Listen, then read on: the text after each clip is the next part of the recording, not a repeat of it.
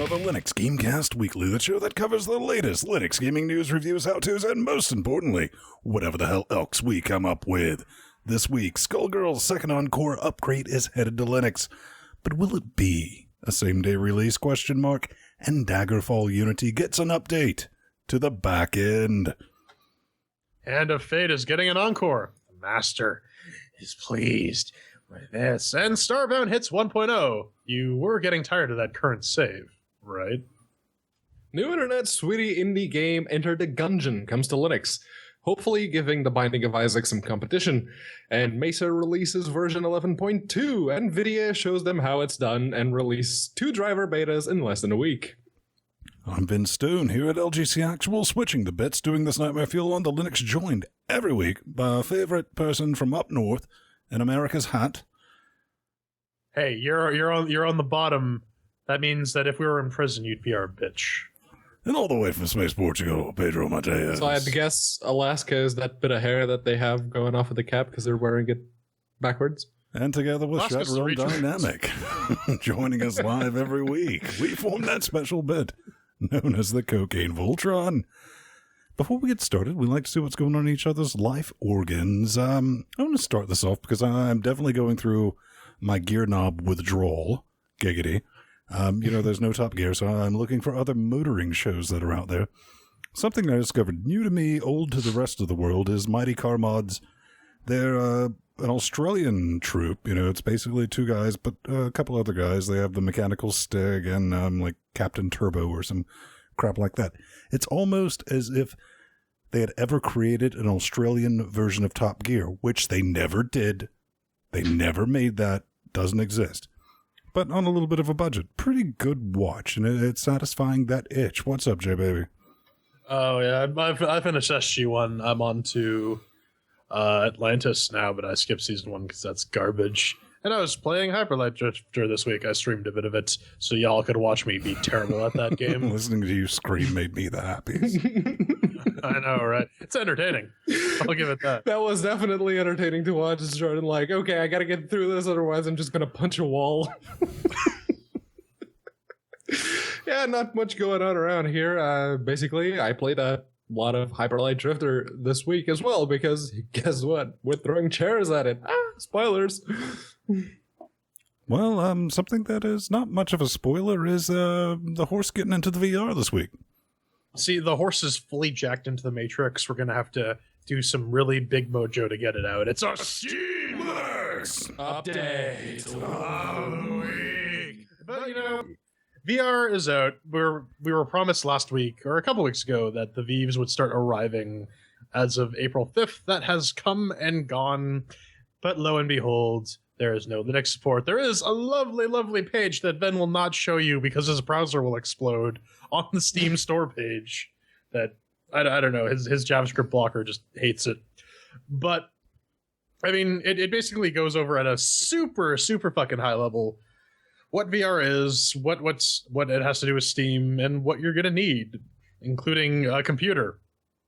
Yes, that bit about the computer. I was scrolling down. Okay, what do you need? A computer.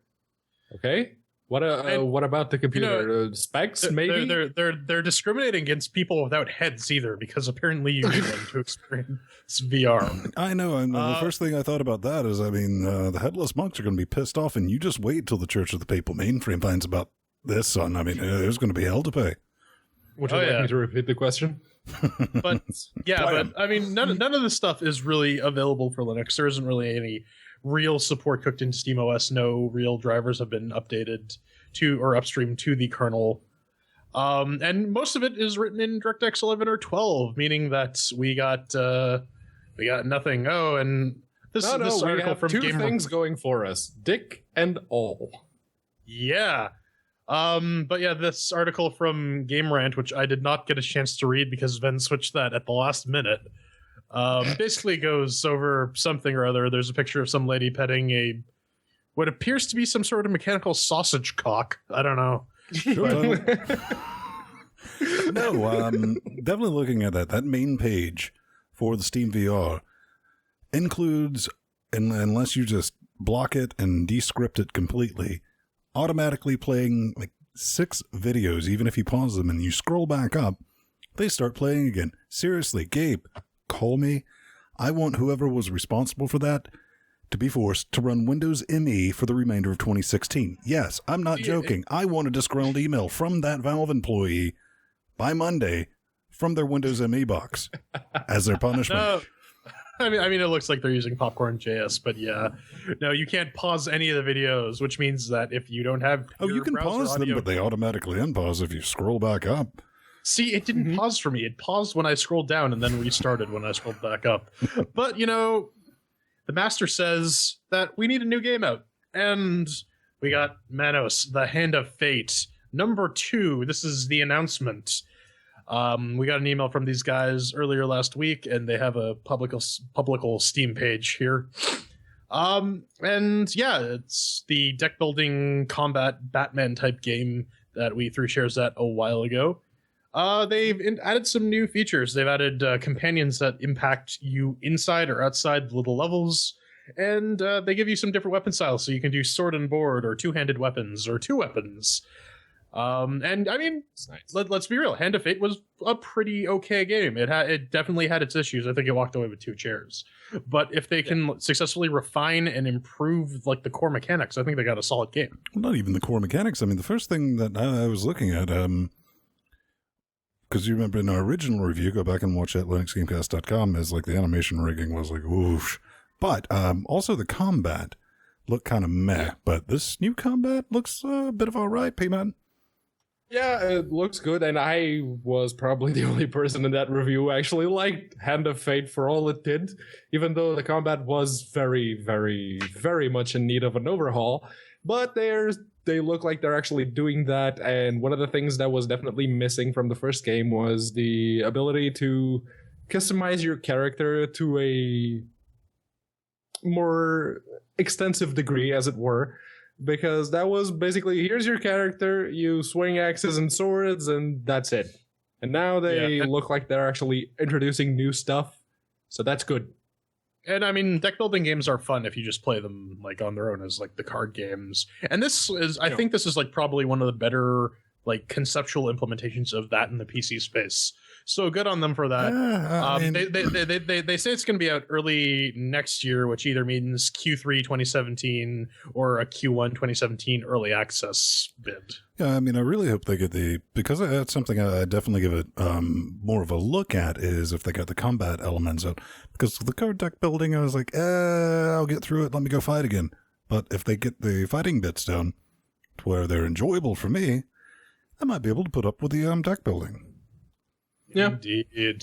But it's time to give yourself a good old encore. Give yourself a hand. Take 2, Skullgirls second encore upgrade. This is all the DLC that was previously released for the PlayStation 4 and PlayStation Vita because reasons, #cashmark, exclusivity. All your DLC characters, all DLC character colors, that's a bit racist, fully voiced story mode, challenges, trials, and a survival mode. So chances are, I mean, this is going to unlock in 3 days and 20 hours. And you're thinking, well, what's it going to cost? Doesn't say on the Steam page. Well, first week it's coming out, it's going to be 10 wet sneaky caches. The week, well, basically everything after that, it's going to be 15. Now, that's a bit steep. It's a bit steep. For DLC, yeah. For DLC, I mean, I think the game currently retails for what, $19.99?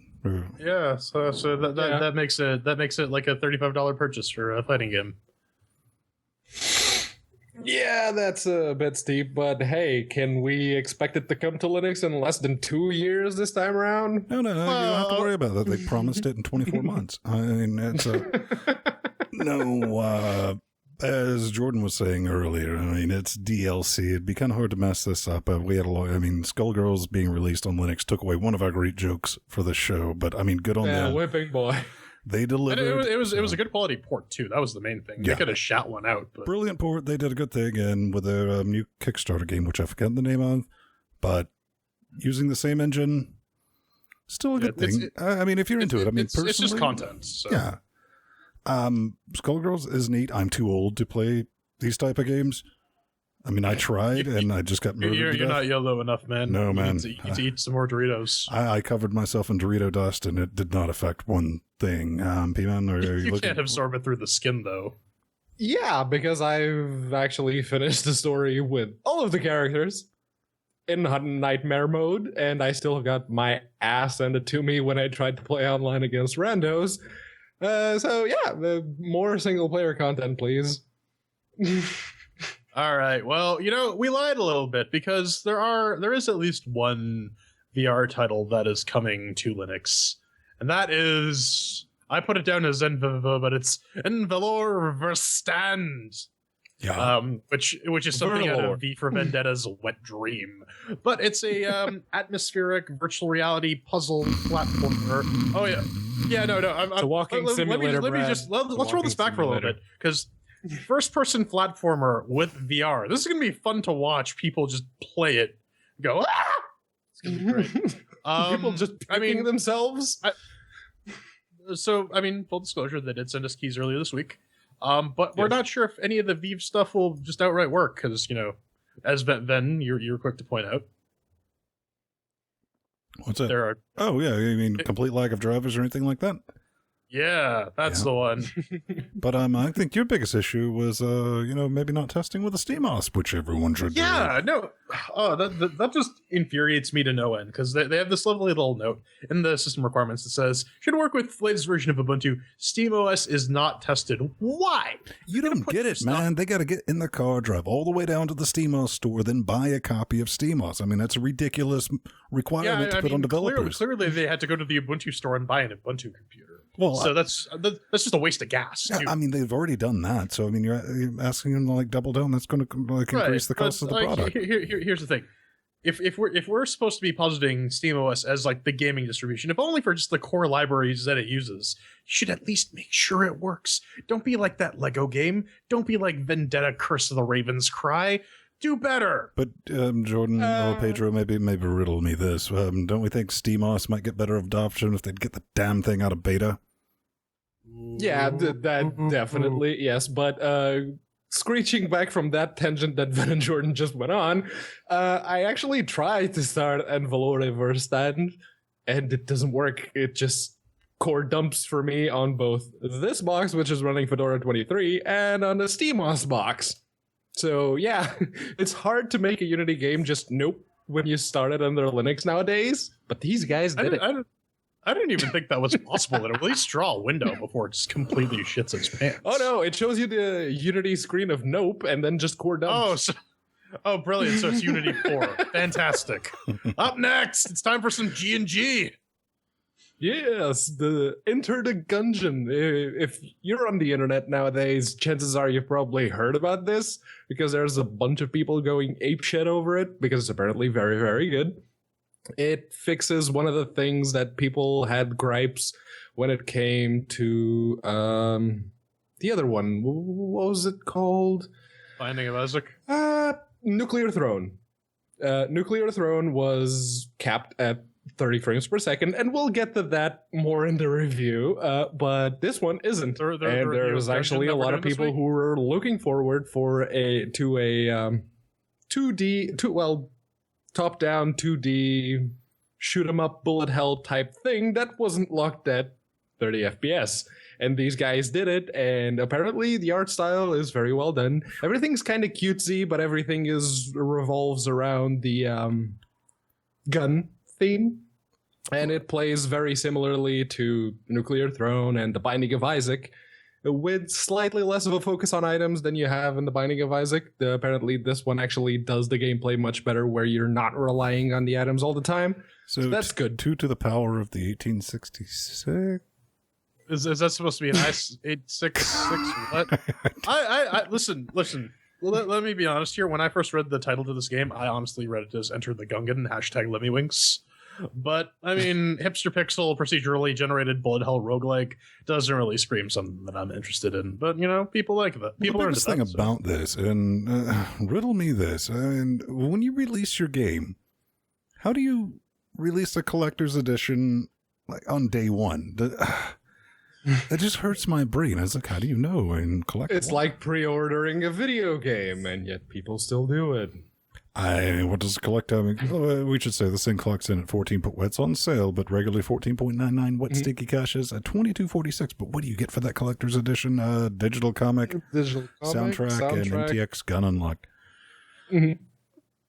Right. Oh yeah. That's the pay to win gun that uses like the in-game currency as ammunition, so you actually pay to win. Get it? Yeah. Well, Pedro, I got bad news for you, Pedro. You do? Yeah, clicking export is expensive, you know. It is. I thought you were gonna go with what a cute little sheep. I'm a ram, you dipshit. No, it's a ram. It's Rambo. Get it? Yeah. No. It has absolutely nothing to do with the Sylvester Stallone movies. Judge me. It's a sliding block puzzle in 2016 on Steam, and they're charging $5 for it. Yeah, but at the moment I started looking at the screenshots, I'm like, this is probably an Android game, isn't it? No, Went to you're the full Play of lies. Store. Yep, there it is. Yeah. Wait, it's and look how much it costs there. Huh. Yeah.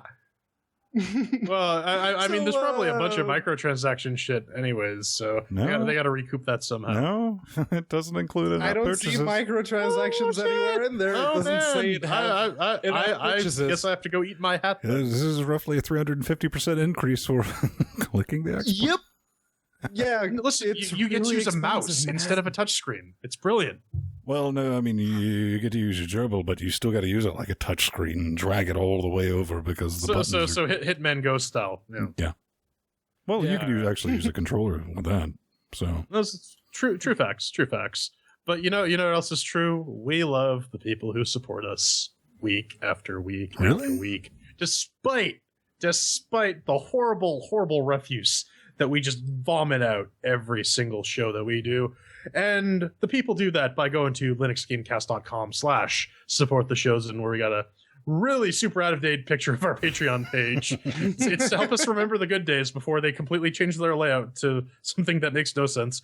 We also got some Amazon affiliate links, some PayPal donato buttons. wait, Amazon affiliate links, how do those work? I mean, I bet I got to give you guys money, right? You click on them, Okay. and then you buy stuff, and then we get a cut of it. It's Wait, brilliant. wait, Doesn't wait, cost wait. you a thing. You just get money if I buy There's stuff? one for the US and the UK. All right, brilliant. all right. That seems legit. We're PayPal verified. We got the verification on. But of course, the best way to support us is to head on over to patreon.com/LinuxGameCast, where you get value just for like the bare minimum donation. 5 cents a show gets you access to all the play videos like a week early before they even get published to like standard YouTube. There are some lovely goals that we've reached. We got a couple more ones coming up. The latest one that we're trying to hit is forcing me to play Serious Sam before the first encounter so that I can go and stab myself in the balls repeatedly to continue playing this game that I hate so much. And all the beautiful people. I mean, they stepped up and they said, we want to do that. First, there was like, Finn, can you make the intro dubstep? And I was like, I don't know. But the overwhelming majority of people was like, make it dubstep. And I'm completely lying. Which we did. See, we need some bluegrass dubstep. That's the intro. But Pedro, tell them about our moonlighting job that we do on Wednesdays. Yes, on Wednesdays we talk about everything that's even tangentially related to Linux. Yeah, I mean, if it hung out with like Linux in like the 3rd grade on a field trip, chances are we'll talk about it. We'll include some gaming bits in there. Maybe sometimes there'll be some overlap with Linux Gamecast Weekly, but most of it is different stuff that we would never cover on this show. And that's excuse me. That went nice try, God. But yeah, you should probably catch that one as well, since it's got plenty of different content. Yes, content is the operative word. But coming up next, we got drivers and more NVIDIA drivers and maybe some basic drivers. Drivers for days.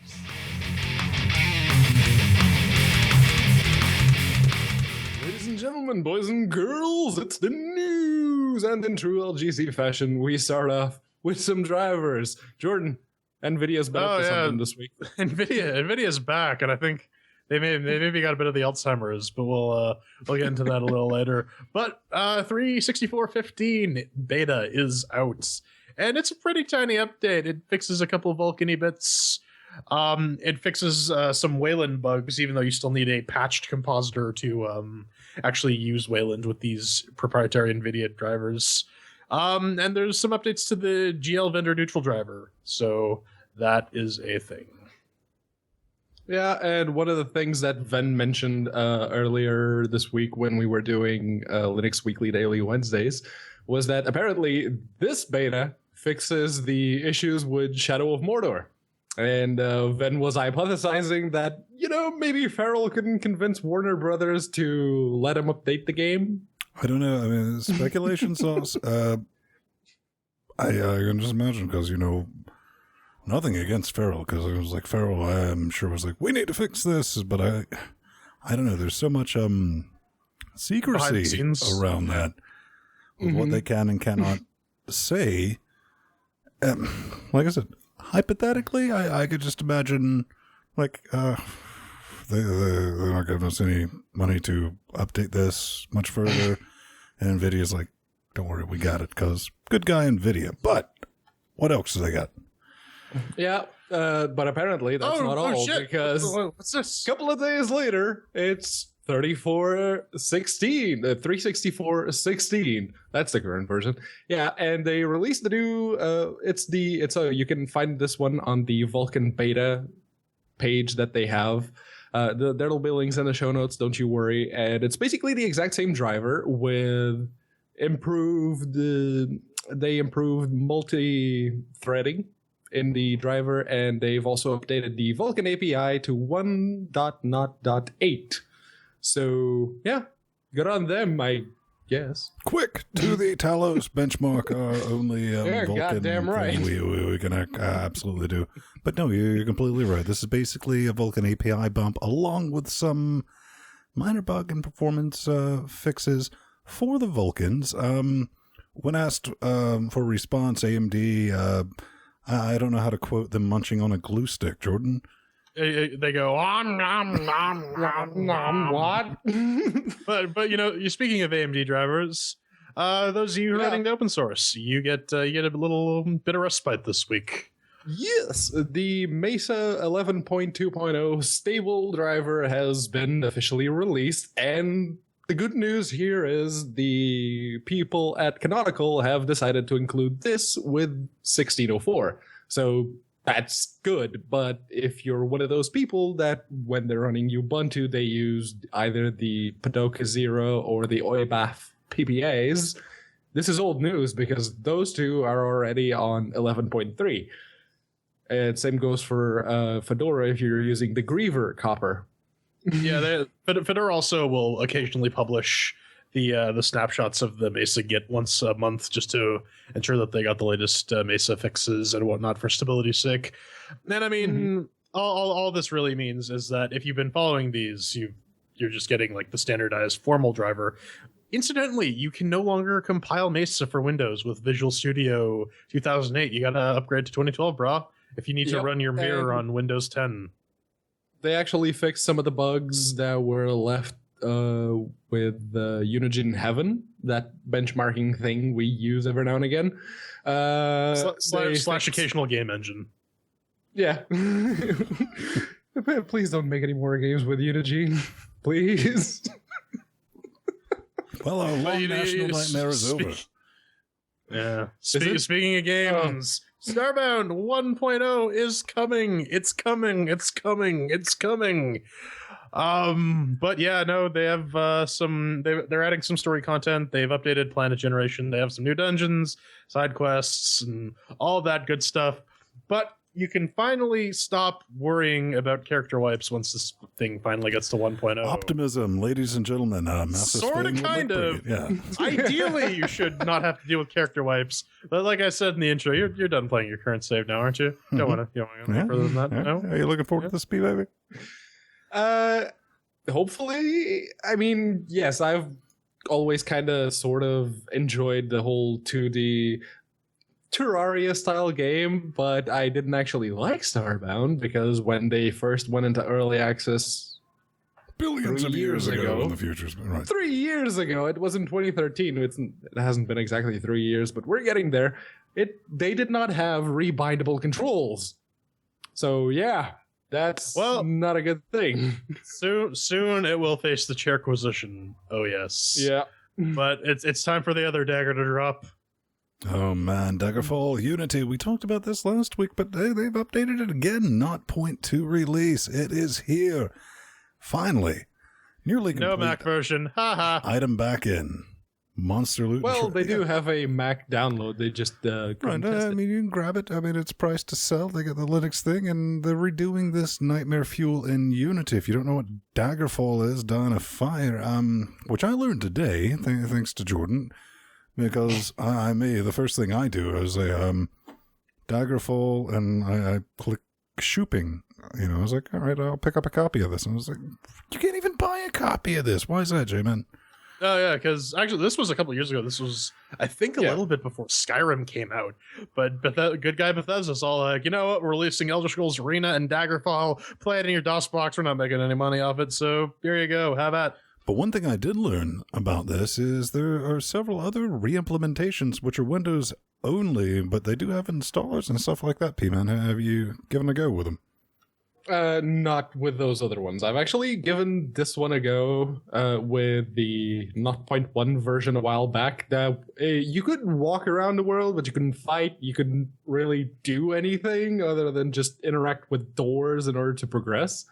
And it's basically the same thing right now with 0.2, but they're actually introducing a lot of stuff to the back end. It's still not playable as it was intended, but it's a good improvement over the past version. Remains to be seen if they'll take as long as OpenMW to get it. Well, to I mean, when was the last time we heard an update from the Open Morrowind guys? To be fair, I'm sure they're actually like doing. No, I mean, I think they couple of had months like ago, another thing like they last did the month. roundup Yeah. Night 38. Yeah. Yeah, well, it soon it will be complete. Well, and don't then worry. Maybe the dark Bethesda side. will kind of go like the route of the World of Warcraft and like, start shutting down Oh, absolutely, yeah. You don't want to play our new version of the game? Well, too fucking bad. That's probably something for the weekly daily ones they show. Sort of, kind of, not really. Has nothing to do with All Linux right. at all. Well, none of But you this know, it's really time for matters, but education. yeah, we're trying to get some edumacation. Hashtag show title.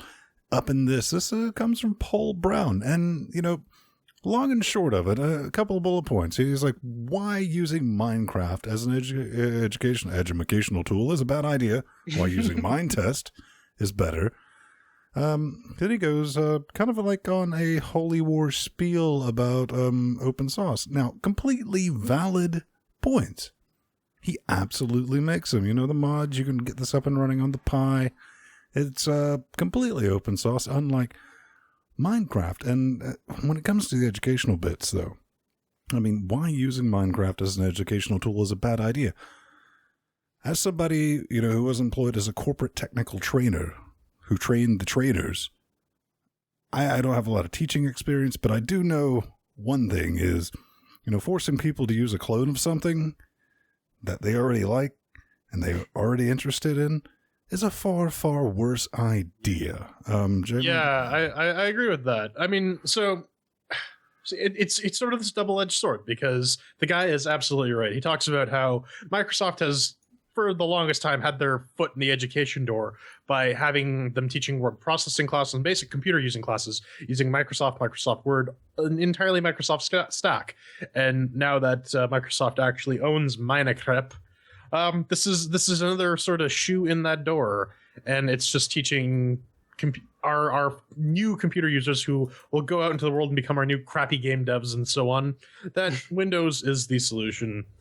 But at the same time, yeah, if you're gonna say, hey, we're gonna be teaching you how to make Minecraft mods, except it's not really Minecraft. I mean, you could lie to them. You could say, yeah, this is Minecraft, because they wouldn't fucking know the difference until they go home and try to test it on their actual Minecraft game and realize, yeah, this doesn't pass the Pepsi challenge. I do like, though, in this article, he says, I'm not going to state the obvious, like how Mindtest is free and freedom, open source, written in C, blah, blah, blah, blah, blah. completely stating the obvious. You just did. Yeah. Yeah. Nice try there, Brad. You pulled the Pedro. You never want to go full Pedro here. But it's one of the things I actually support is the gamification of education, as it were.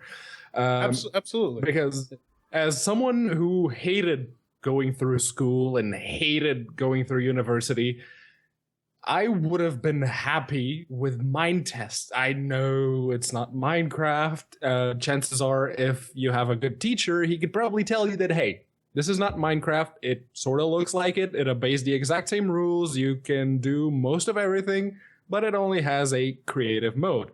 And it's written in C as opposed to Java. And yeah, you're teaching people an actual programming language. Yeah, and you're actually teaching them how to program stuff into a game, and it's a game that they're already sort of familiar with, even if it isn't that exact game. I can see this is a good idea in a way. I can see that, but you can see the instant rebellion of like, yeah, but that's not what I use with all my friends. I mean, teach me how to use what I use, and I might accidentally pick up these it's very much the name recognition thing, and Vin is 100% right on that. You're just going to be dealing with pushback, and but that's this not what you is want. In school. At home they can keep their Minecraft, and in school they don't have exactly Minecraft, but they can sort of do stuff. They don't care. With it. They don't care. They say, if I'm going to learn how to program a video game, why don't I learn how to program Minecraft as opposed to Minetest? Because Minecraft is the game I actually play. Minetest is whatever. It's a school project. Cool. It's a cool project. It's reading. It's reading for fun versus reading school assigned books. It's that exact argument. Yeah, I guess that would be the gamification translation of that one. Yeah. I don't know. I mean, I know everyone hold your hands up at home because they're going to feel the pitchforks and the hate mail. But I mean, the moral of this story is, especially in the classroom, I mean, leave your fucking politics at home. Don't bring this shit into the classroom. Because remember, any long-term Linux user will tell you, pushing Linux on somebody, pushing open source and all that, that's the wrong way to go about doing it. It is. I've tried it. It's failed. But entice them. Get them into Minecraft. Get them into that. I was like, oh, but do you want to do something even more crazy? Then let's try this. Let's make this... Make your Minecraft 101. 102, then we get into Minetest. Then we start learning to do some crazy stuff. Don't try to come in and sugarcoat, but it's open source and all. You're 100% right, but that is not the way you go about, getting the kids into the games. Launch off one of the games that teachers actually used back in the day, long before Minecraft ever came around, was Neverwinter Nights with the tool set.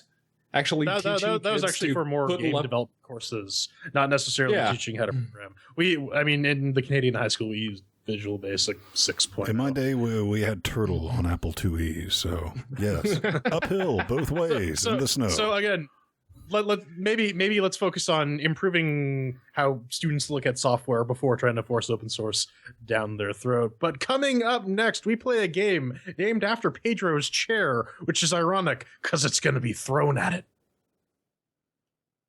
repeatedly. Swag.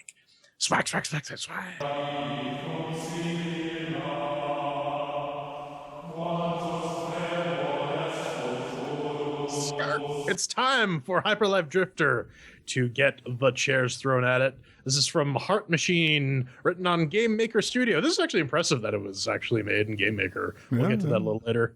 You can pick this up for around $20, 21 wet, stinky Canadian filth dollars. What is it? Hyperlife Drifter is an action-adventure RPG in the vein of the best 16-bit classes with modernized mechanics and designs on a much grander scale. Now, these guys actually did send us keys, so good on them for that. It's time for them to face the CHAIRQUISITION.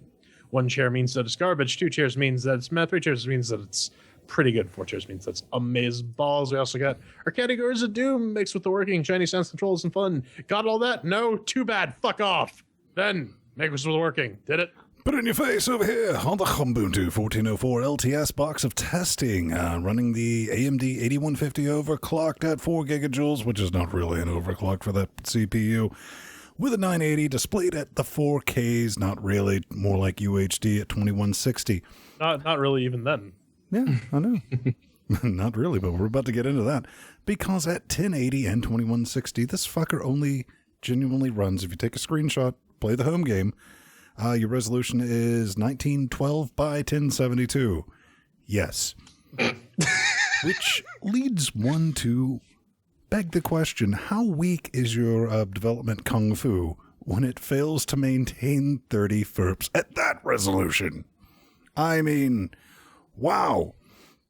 But we do need to address this. I think Pedro's going to go into it more in depth than me. Because everyone's screaming, oh my god, 29 FERPs gives me the headaches and it's unplayable. And these people are as equally ridiculous as those bitching about 60 FERPs being too fluid and uncinematic. I'm sorry, you poor little snowflakes. You have my sympathy.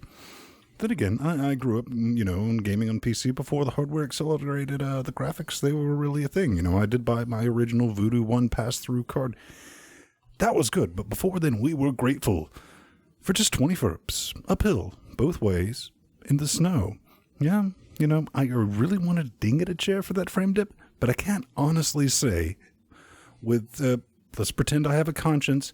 I can't honestly say with a clear conscience that it breaks the game in any way. However, you're still going to lose a chair, Brad, for, not displaying full 1080p when I say, put it in full screen. So I'm going to give you the 3 chairs.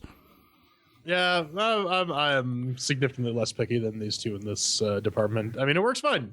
30 frames a second. It's not really ideal considering it's a hipster pixel game, but it runs. You click on it, it starts up. Full screen, so I'll give it 4 chairs on the Fedora 22-powered 64-bit i7-6700K with NVIDIA GTX 980, a couple SSDs, and soon an M.2 drive, but later, not now. Soon. Yeah, the thing about this game is, besides, being locked at 30 frames per second, frame dips. Frame dips everywhere. Cue Buzz Lightyear. Those frame dips wouldn't be an issue if the game was running at something other than 30 FPS. Because if you're running at 60 and the frame dips to like the low 50s, chances are your eyes won't even notice it if it's just for a second or two. More than that, and you'll probably go, is the game running slower?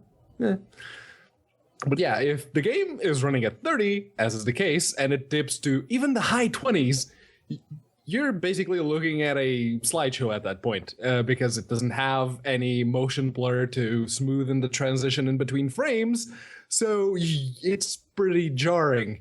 We're past the point of claiming that 30 FPS is cinematic. We're past that bullshit at this point, I hope. I guess maybe the problem with this game in specific with Hyper Light Drifter is that Game Maker Studio, by default, unless you specify that you want the project for the game to run at 60, the engine will default to 30. But this is the Unity 3D argument all over again. Should we blame the tool for its improper use or the dumbass who's using it? Yeah, so on the Fedora 23 64-bit with the FX8370E overclocked at 4.2 gigahertz and the GTX 970 Strix, I can only give it 3 chairs. Yeah, it's not the tool, it's the tool who uses the tool argument. That's 3 chairs mixed with the working. Up next is Shiny and the Sounds, Ven. I know what you're thinking. Ven loves him some hipster pixel graphics, right? Right? No one? Okay. Well, guess what? This is hipster pixel graphics done right. I mean, Gasp. I know, shock, frightening. After seeing hipster pixel graphics done wrong so many times, this is a pleasant treat. I really, genuinely is. I mean, you get a sense that you're in a world that you just dropped into, and it's in like the state of hella decay, even though it's pixel art. I mean, you feel it, and you're digging it, and the color palette, it's amazing. Yes, it actually consists of something other than brown or dark. It's colorful. It's vibrant. It's so well done. Amazingly well done, even at that moon resolution that it tries to run at scaled. I guess maybe I should clarify. You can run it in window mode and stretch it. Be careful when you do that, because sometimes when you start it back up in full screen mode, it'll like show up in a tiny little corner. Pro tip. Anywho, let's talk about the sounds. I mean, because you're going to have to mix that in with that proper soundtrack that this thing delivers in spade. It's no chip-tune shite. You're not going to be listening to that. You're going to be listening to a proper soundtrack back with proper sound effects. Good-sounding thwacks. Good-sounding footsteps. I mean, all around. The only thing I can compare this to when it comes to surprising me with the hipster pixel type stuff is Axiom Verge, and that is really good company to be in when it comes to me, because I could not for Linux. put that down. So I'm going to give this 4 cheers. Oh yeah, dear God, the pixel art here is gorgeous. Like actually, holy shit!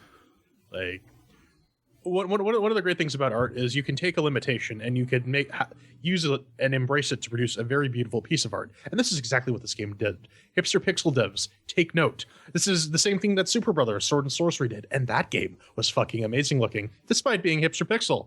And just like Ben said, the world, like as it's shown, is very good. It's very good use of visual storytelling, compounded by the high quality art. And the soundtrack, I didn't actually listen to the soundtrack on the first go round because I was too busy focusing on not dying. But you know, if I went and actually like sat and listened to the soundtrack a little bit, it reminds me of like some of the backer tracks they gave you for Numenera if you kickstarted that. And it sounds like it sounds like the background music for a mysterious, broken, futuristic world, and it's really, really cool. I will give this 4 cheers. Good job, guys. Yeah, teeny tiny wrench I'm about to throw in this machine. Yeah, the soundtrack for me personally sounds like someone let a rabid mountain lion loose on one of those mole floor keyboards sometimes. To the point it started grating on my ears to the point where I had to mute it. And if I have to mute your soundtrack, you're immediately losing a chair right off the bat. Now, that's for the soundtrack alone. The sound effects, on the other hand, are great. The combat sounds really bring out the extra meatiness when you swing your sword and you actually hit something. That little freeze frame effect, which paired up with the sound effects, it actually feels like you're hitting something, and all the guns sound really, really, really good. But the one thing that I mentioned that also makes the combat feel very impactful with something that is, for all intents and purposes, sort of hips or pixely. Very good pixel art, by the way. But yeah, those freeze frame effects when you hit something, they're amazing. They're really well done, and they actually convey that sense of impact to the combat. And yes, I am aware of the apparent hypocrisy of commending the game on the freeze frame effect after railing on it for only running at 30 burps. But if you can't tell the difference between a freeze frame effect to convey impact and actually lowering the general frame rate for no other reason, then you couldn't be asked. You don't get a say in the matter. So you might need to go back and delete that comment you just started typing, Brad. For me, for Shiny and Sounds, it gets 3 chairs. Well, you know, Pedro, you can justify your hypocrisy all you want, but it still dragged the score down from a perfect 4 cheers and the Shining Sounds to 3. Up next is the control. Then, how did this sucker control? Well, I'm not a betting man, but, you know, when the game opens and it says, pull out one of these, this is the Excellent controller, and I was like, pull out an official Xbox 3. I was like, this one actually shows up as an Xbox 360 controller.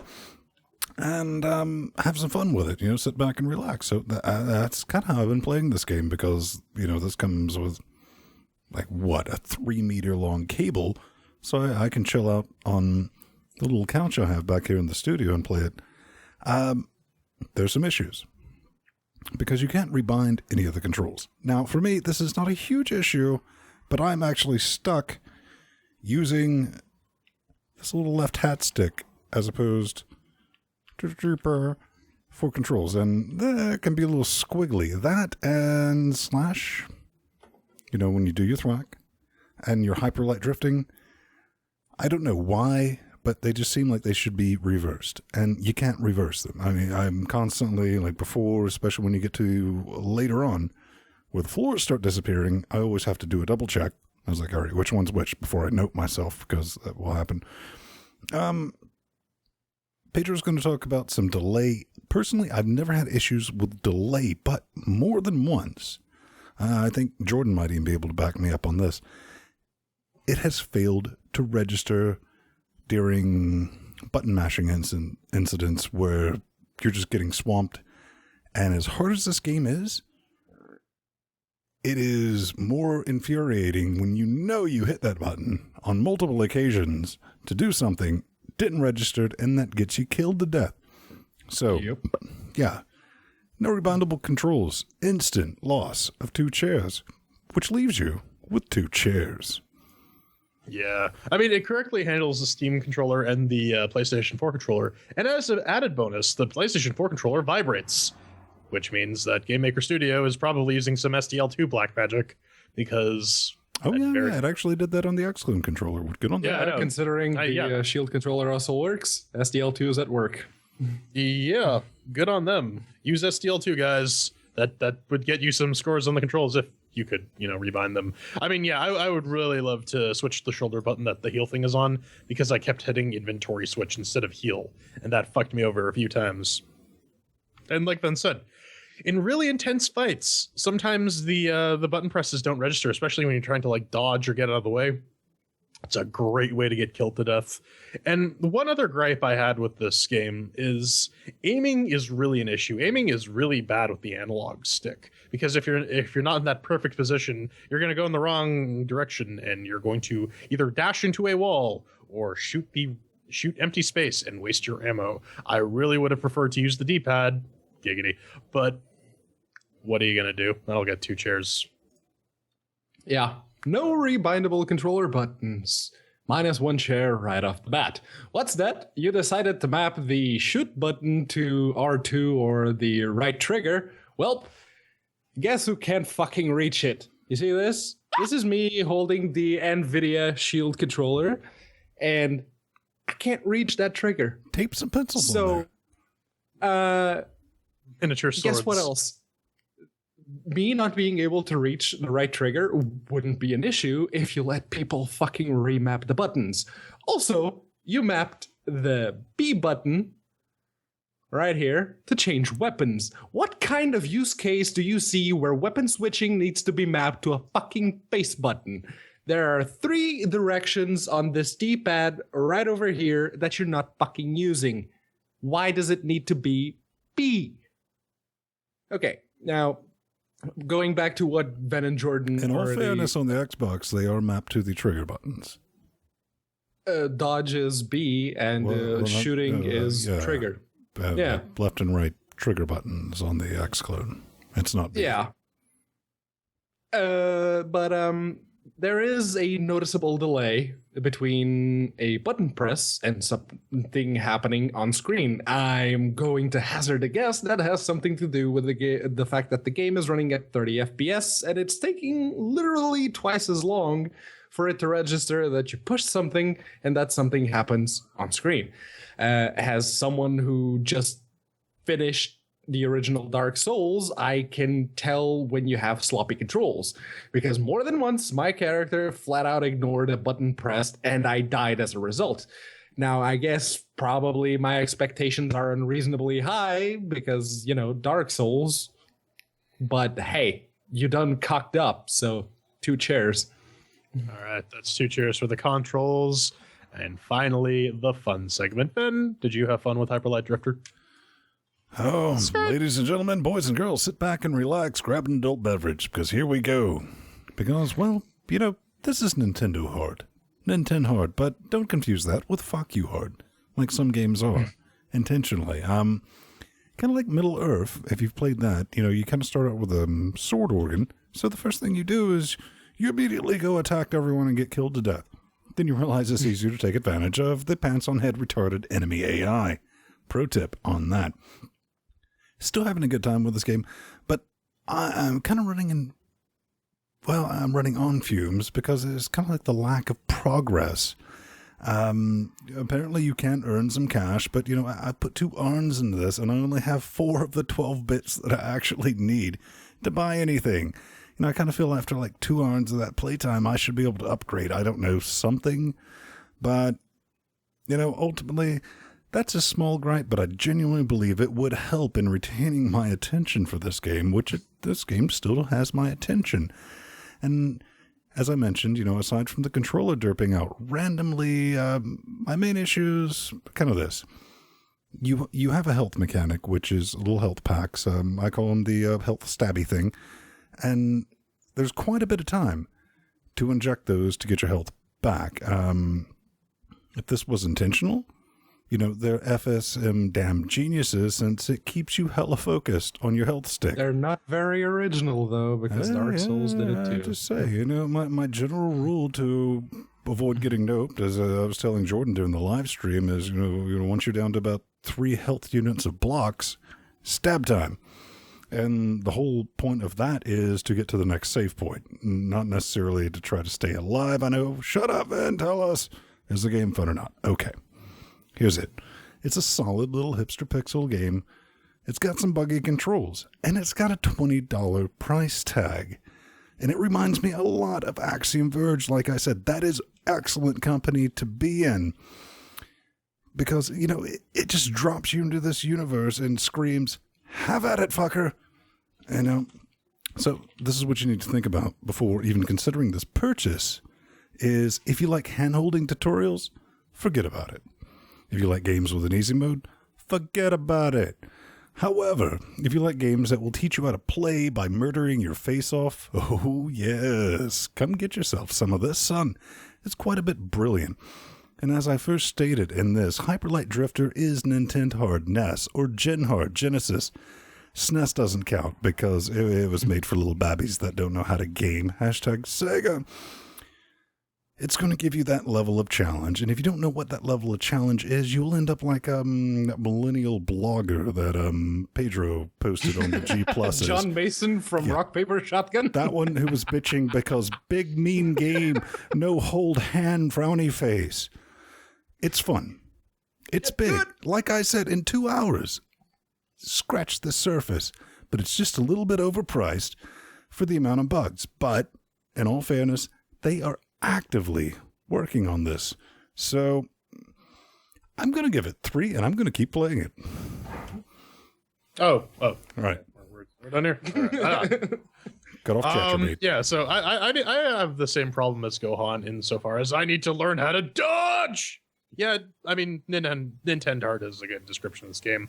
And like, it really takes a good page out of one of its key inspirations, Legend of Zelda, because there is a lot of world to explore, and it feels fun to actually go through all the various maps and go through all what's the word I'm looking for? Try and complete all the various areas and go through all the maps because there's stuff to explore. And it's fun in that sort of hack and slash sort of way. If you're not in the middle of a gaggle of baddies, the best strategy is to lure them out and kill them. They're not really smart. But what happens then is you get a bunch of them and they gang up on you. And by the time you have space to go stab yourself in the leg with your EpiPen, you die. I mean, I've gotten stuck at a few points. I'm currently stuck at one point right now. It's not fun time casual game, but what it does pretty well. And combined with the fact that the game is completely gorgeous and encourages you to explore, it does a good job about that. Also, it encourages you to not suck. But I mean, for me, repeating the same section over and over and over and over and over again until I figure out the absolute perfect way to do it, especially when you're low on med packs, like that fight that I'm stuck on currently, that I can almost get to the end of, except then I get noped because I'm at 1 health by the end of it. It's not necessarily my definition of fun, but I can recognize when a game like this is done well, and it is done well with some issues, but like Ben said, they are getting sorted out. I'll give it 2 chairs, and maybe I'll keep at it if I feel like punching a hole through my wall, or expanding my room to take up into this room, and I need something to clear out that wall. Yeah. When we were starting this, I thought of suggesting doing a little drinking game. Every time we mentioned Dark Souls, we take a shot. But since I was the only one who played that game, well, that wouldn't really work. So your liver's gonna pass on that one. But yeah, this is one of those games that, as a critic or an asshole on the internet, because not getting paid, as a critic, I love these kinds of games. Not just because it is a game in which I enjoy its mechanics in spite of its problems, but also because it has problems. And I guess that's really giving my opinion away in just 2 sentences, isn't it? Okay. Thankfully, there is no such thing as a perfect game. For all I drool over Ziggurat, Bionic 2's Fallout 2, and now Dark Souls, I can recognize that they're all flawed. And Hyperlight Drifter is deeply flawed. Not least of those flaws is, as I've mentioned, the 30 FPS lock. Even Super Mario Brothers on the NES ran at 60 or 50 if you were in one of the PAL regions. From that particular cock-up come the delayed controls. Namely, it takes twice as long for a button press to do something on screen rather than if the game was, say, running at 60. Then there's the frame dips, which again wouldn't even be a significant issue if the frame rate wasn't kept so low. And those frame dips cause certain button presses to be outright ignored at some points. Case in point, in the middle of a heated battle, if the frame dips and you push the attack or dodge/drift button, your character will simply do nothing instead. But for all these glaring issues, there's an upside. The storytelling is similar to how Dark Souls does it. If you read a review out there on the internet, there's tons of people comparing this to Dark Souls, and with good reason. It doesn't tell you a damn thing about the lore. Everything is conveyed through pictures and subtle sounds and tons of environmental storytelling, which is very well compounded by the amazing pixel art that this game has. It's the show, don't tell school of narrative, as I've often put it. And I like that. I like that a lot. There's lots of content. There's lots of hidden passages with puzzles, and even something I can only describe as a soccer minigame with a lead ball. Kind of awesome. But Hyperlight Drifter is a great game which is quite literally hindered by its shitty frame rate. It gets 3 chairs for the fun because I like it, but I will not keep playing it until they bring the frame rate up. Oh, we're done. Cool. So that's 2 chairs for fun, and if we tally all that stuff up, It's the last time I tell you about Grindr. there are a lot of hot dudes on there. Don't get me wrong. I'm just saying. That's why I suggested it. All right. Yeah, that's 2 chairs for the final score. Middle of the road game because of some issues. Could be better. Could be a lot worse. Gentlemen, final thoughts. At the end of the day, it's a fun game. Had no business being fun as it is. It's a huge game. It's a massive game. It doesn't tell you anything about it. I mean, there's genuinely no text. It's all visual. I'm going to keep playing it. Oh, don't tell. Yeah, I'm going to keep playing it. The FPS dip is, as P-Man already said, it's because when they started it, they didn't realize that it defaults to 30 FERPs. And even if you were watching Jordan play, I mean, it's a fun game to play, but even on his quad-core Skylake i7, the new sauce, you could see the frames there. It still dips. I mean, so yeah, that's something that should be addressed. I mean, it doesn't affect me so hard as it affects the special snowflake known as Pedro Mateus. Fuck you. Yeah. Hyperlight Drifter is basically Castlevania Symphony of the Night, except that instead of a 2D platformer is an isometric 2.5-ish D hack and slasher. You can compare Hyperlight Drifter to Dark Souls the same way you compare Dark Souls to Symphony of the Night. They all have that thing that, okay, an area is kicking my ass, so I'm going to go somewhere else instead. You can do that. In fact, it's heavily encouraged that you do that. And when you've unlocked some more skills and you've bought some more skills with the weird currency system that they have going on, you're all of a sudden you're stronger and you can actually better deal with whatever was kicking the shit out of you in that first path. Thing is, Dark Souls controls, after you've unlocked the frame rate, were spot on. Here, there's always a noticeable delay and outright missing button presses. Yeah, this is if you like hard games, this is for you. If you like hack and slash and exploration, this is for you. It really reminds me of like so the old school gaming that has sort of died, and that's not necessarily, well, the death of it's not necessarily a good thing, but the revival in games like this is big, beautiful, gorgeous world. You really have to explore it. Hopefully, yeah, once they sort out some of the performance issues and some of the control issues and the input issues, I will definitely take a crack at that. But for now, I gotta play some Darkest Dungeon because I've been waiting for that forever. Coming up next, I am entranced by this GIF that Ven has put in the show notes.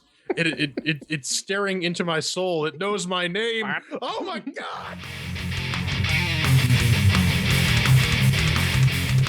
Well, if you're not watching this live, you just missed a very interesting discussion about midi-chlorians and how they may or may not be space aids. But hey, this is the hate mail segment. And if you'd like to get in touch with us, it's easy. LinuxGameCast.com, contact button, fill out the form, what have you. You can also leave a comment on YouTube or one of our posts somewhere. Who knows? Patreon? But yeah, actually, we have some sort of hate mail. Confusing this week. Maybe We've got something. Yeah. This is from Nathan, and he says, Desura, OMG, WTF, BBQ. And unfortunately, I don't have enough shaving cream to fill my mouth with because it eventually just boils down to like this dude foaming at the mouth. But let's start this off. Over on YouTube, Epic How To mentioned platforms for distributing a game once you make it. They literally dropped the dreaded name alongside Steam and others. My first response to this was literally rage. Sum this up, because it took Pedro, Ven, and I a couple of go-throughs to actually decipher. To put a bow on it, this is the last bit of conjecture, but I think I'm not far off pacifying statements they made. But this was posted almost a year ago, and they're still offering to sign up developer. Well, outside of some people who's like, the Desura.com page still loads for me, which we can't.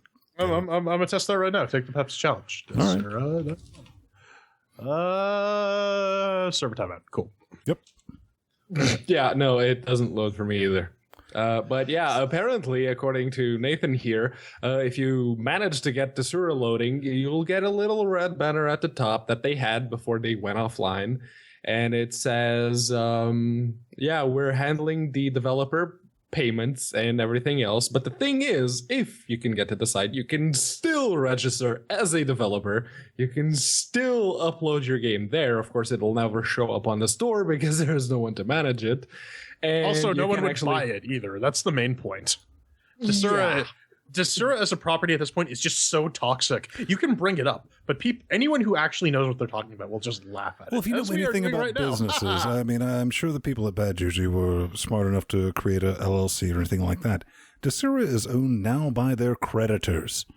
So, yep.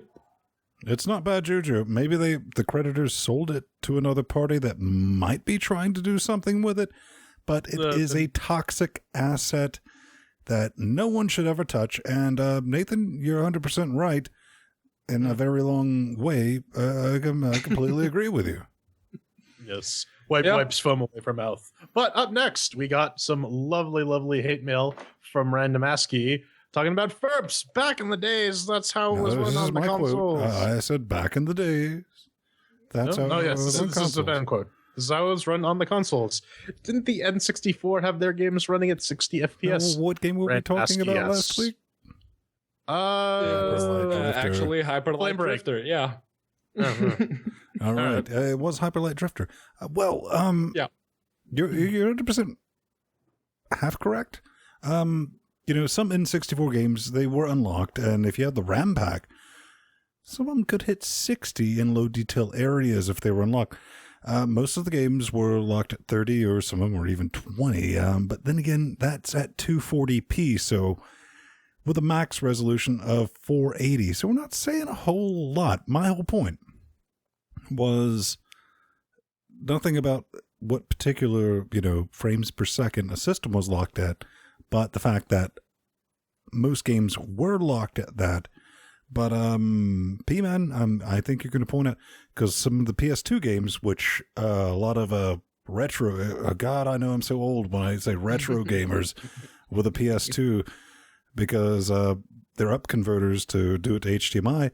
Some games were at 480p, and it causes those devices to flip the hell out. Yeah, and there were actually a lot of PS2 games that ran at 60. There were some Dreamcast titles that did 480. Yep. And Saturn games, because the Saturn was the first dual-core console to ever show up on the market, and that was it could actually run most games no at one took 60. advantage of. Yeah, Threading is hard, you guys. I don't really mind locking the game physics, which was what we were discussing last week, which was the whole idea that the game physics in Hyperlight Drifter are tied to the frame rate, because that's how Game Maker Studio does it by default.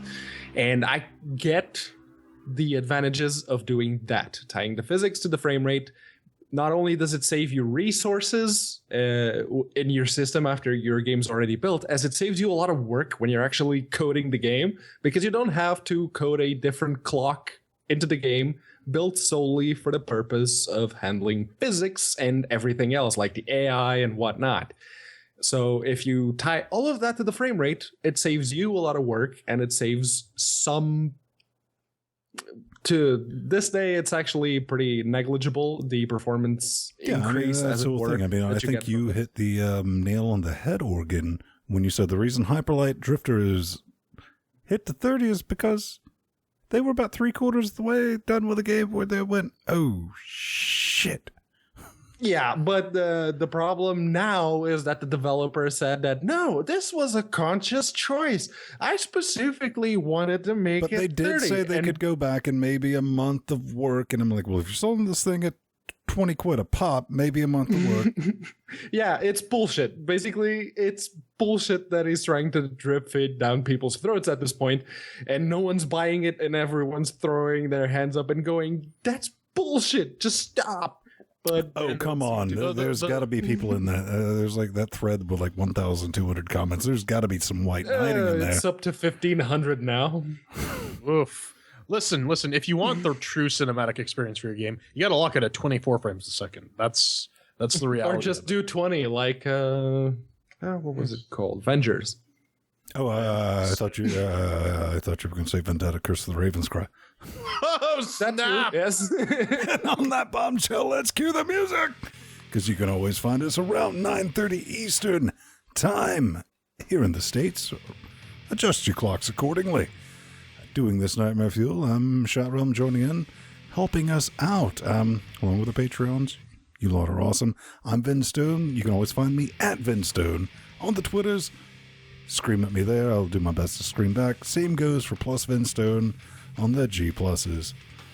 I'm Jordan Svung. You can find me trying to vie for Ryan C. Gordon's attention on Twitter at The Burning Fool, or posting random stuff about radioactive boars on Google Plus at Plus Jordan Svung.